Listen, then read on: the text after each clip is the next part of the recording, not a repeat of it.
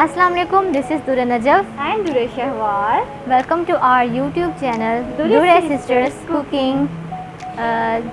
जैसा कि आप जानते हैं, our channel is basically based on cooking and baking. So हमें बहुत खुशी हुई कि आप हमारी रेसिपीज़ को पसंद कर रहे हैं और अच्छा फीडबैक दे रहे हैं।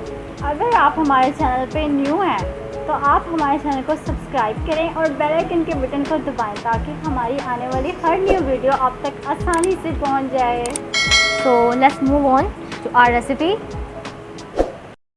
बिस्मिल्लाहिर्रहमानिर्रहीम। जी, तो यहाँ पे मेरे पास ज़ीरा है, सूखा धनिया है, काली मिर्चें हैं और साथ में बड़ी इलायची है, ब्राउन बड़ी इलायची। इन सबको मैं हल्का सा रोस्ट कर लूँगी। तो फिर अगला स्टेप मैं आपको बताऊँगी कि हमने क्या करना है। जी, तो मैंने इसको अच्छे से रोस्ट कर लिया है। इसको ज़्यादा आपने ब्राउन नहीं करना, वरना इसके अंदर जले हुए का जायका आएगा। इस मसाले को अब हमने अपनी रेड एंड ग्रीन करी में डालना है, यानी सालन में डालेंगे। ठीक है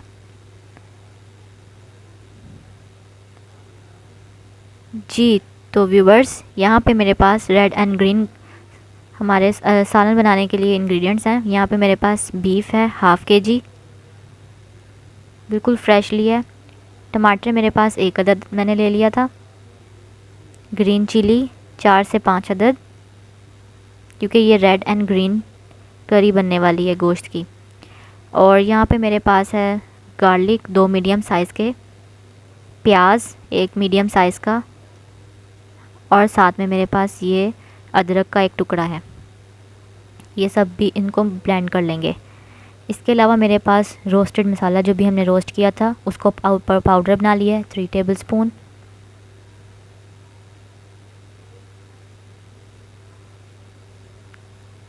नमक हस्बे जायका,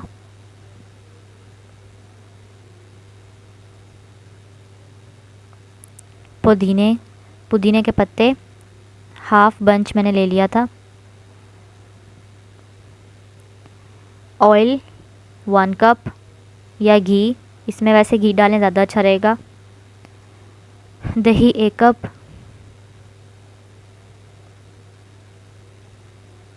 एंड धनिया, ये भी मैंने हाफ बंच ले लिया और इसको काट लिया था। अब इन सब इंग्रेडिएंट्स को हम इस्तेमाल करते हुए बताते हैं कैसे बनाते हैं ये सालन।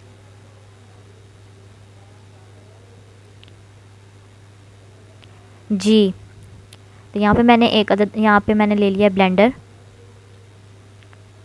यानी जूसर का ब्लेंडर। इसमें मैं सारे वेजिटेबल्स वाले इंग्रेडिएंट्स डाल दूँगी, यानी टमाटर, अदरक, प्याज, लहसुन वगैरह, ये सारा कुछ मैं इसमें डाल दूँगी और इन सब चीज़ों को अच्छे से ब्लेंड कर लेंगे।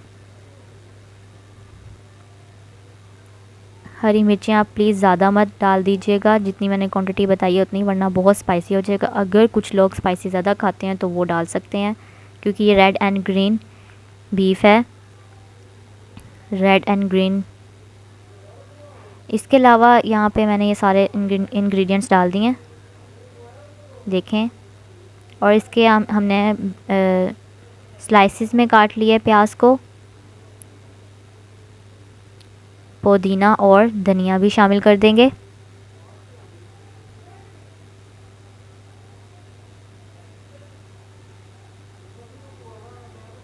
इसके अलावा मैं इसमें थोड़ा सा पानी डालूँगी, 4 टेबलस्पून, 4 खाने के चमचे।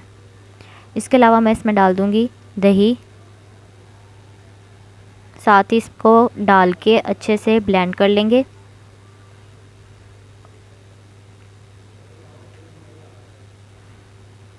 अब मैं इसे अच्छे से ब्लेंड कर लूँगी। जी, तो ये मैंने ब्लेंड कर लिया है, देखें कुछ इस तरह की प्यूरी बन गई है। अब इस प्यूरी को हम आगे इस्तेमाल करेंगे। यहाँ पे मैंने एक देगची ले ली है मट्टी की, उसके अंदर मैंने अपनी गोश्त शामिल कर दिया है पहले से। ठीक है, इसके अंदर मैं रोस्टेड स्पाइसेस जो थे वो डाल दूँगी 3 टेबलस्पून। मैं पहले इंग्रेडिएंट्स बता चुकी हूँ। ये सारा हम डाल देंगे, इसकी बहुत अच्छा जायका आता है और बहुत अच्छी खुशबू इसकी होती है। देखें, बहुत अच्छी खुशबू आ रही है इस टाइम। और ये मैं इसमें ऐड कर दूँगी सारा। अब इसके अंदर मैं शामिल कर दूंगी हस्बे ज़ायका नमक। मैं इसमें हाफ़ टी स्पून डाल रही हूँ, आपका जो टेस्ट है आप उसके मुताबिक डालें। इसमें मैं घी ऐड करूँगी 1 कप। अच्छे से ऐड कर देते हैं, सारा निकाल लेती हूँ।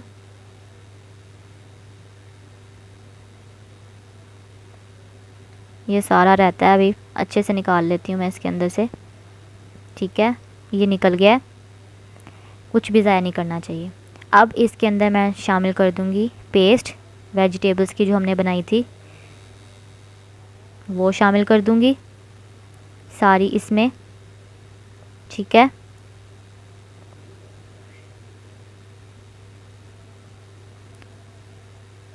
अब हम इसको ऊपर से ढक के रख देंगे बिल्कुल हल्की सी आंच में, क्योंकि ये सारे वेजिटेबल्स अपना पानी छोड़ेंगे और इसी में पकेगा ये। जी, तो ये मैंने आटे की डो से ये देखें इसको चिपका लिया था और ये ढक्कन तैयार कर लिया है, क्योंकि ये इसके साथ चिपक जाएगा। और ये 1 घंटे के लिए हम इसको पकाएंगे बिल्कुल लो फ्लेम पे, ताकि जले ना।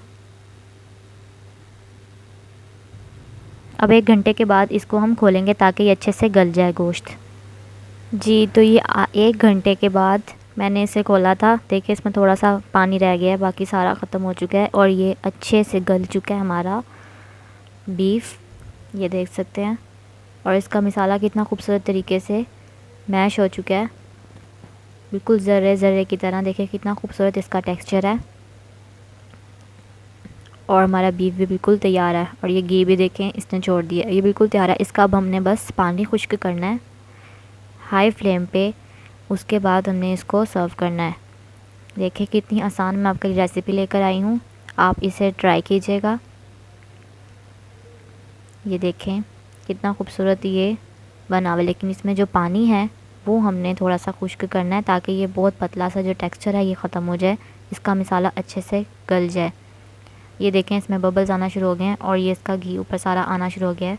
आप इसमें घी का इस्तेमाल कीजिएगा ताकि ज़्यादा अच्छा बने। जी, तो ये देखें कितना ज़्यादा पानी खुश्क हो चुका है, जो इसकी यखनी थी वो खुश्क हो चुकी है। देखें थोड़ा सा ही रह गया इसके अंदर मसाला, इसको थोड़ा सा हम और ड्राई करेंगे इसके पानी को। उसके बाद ही हमारी अच्छी सी इसकी ग्रेवी तैयार हो जाएगी। और ये बहुत मज़े की खुशबू आ रही है इस टाइम, जो हमने मसाले डाले थे भुने हुए उनका बहुत मज़े की खुशबू आ रही है उनकी। ये देखें इसने ऑलमोस्ट अपना घी भी निकल आया इसका, देखें अलग हो गया है इसका घी सालन से, इसकी ग्रेवी से। कितना खूबसूरत इसका टेक्सचर आ रहा है। ये रेड एंड ग्रीन है क्योंकि इसके अंदर ग्रीन मसाले भी डले हुए हैं और टमाटर की वजह से ये रेड है और लाल मिर्चों की वजह से, इसलिए इसका नाम है रेड एंड ग्रीन बीफ। ये देखें बिल्कुल ऑलमोस्ट ये रेडी है। अब मैं इसको डिश में सर्व करती हूँ। जी, तो हमारा सालन यहाँ पे बिल्कुल तैयार है गोश्त का। कितना खूबसूरत देखें। आपको मेरे चैनल पे हर तरह की गोश्त की रेसिपी मिल जाएगी। और देखिए मैंने इसको कितना खूबसूरत तरीके से सजाया है। धनिया को मैंने इसलिए साइड पे रखा है, अगर आपको ज़रूरत है तो आप इसके ऊपर डाल के खाएं, वरना इस तरह से मैंने इसको सर्व कर दिया। हम बाद में इसको सर्व कर लेंगे। और ये देखें इसके गार्निशिंग के लिए किस तरह से हमने रखी हुई हैं चिलीज़ और लेमन। इस तरह से आप अच्छे से इसको गार्निश करें ताकि आपको भी अच्छा लगे और खाने में भी मज़े का और मज़ीद मज़े का हो जाए। तो अगर आपको मेरी रेसिपी अच्छी लगी हो तो प्लीज़ मेरी इस रेसिपी को लाइक कीजिएगा और मेरे चैनल को सब्सक्राइब कीजिएगा, बेल आइकन के बटन को दबाइएगा। और इसके अलावा आप मुझे कमेंट में ज़रूर बताइएगा कि आपका ये वाला सालन कैसा आपको लगा। तो मुझे दीजिए इजाज़त। अल्लाह हाफ़िज़।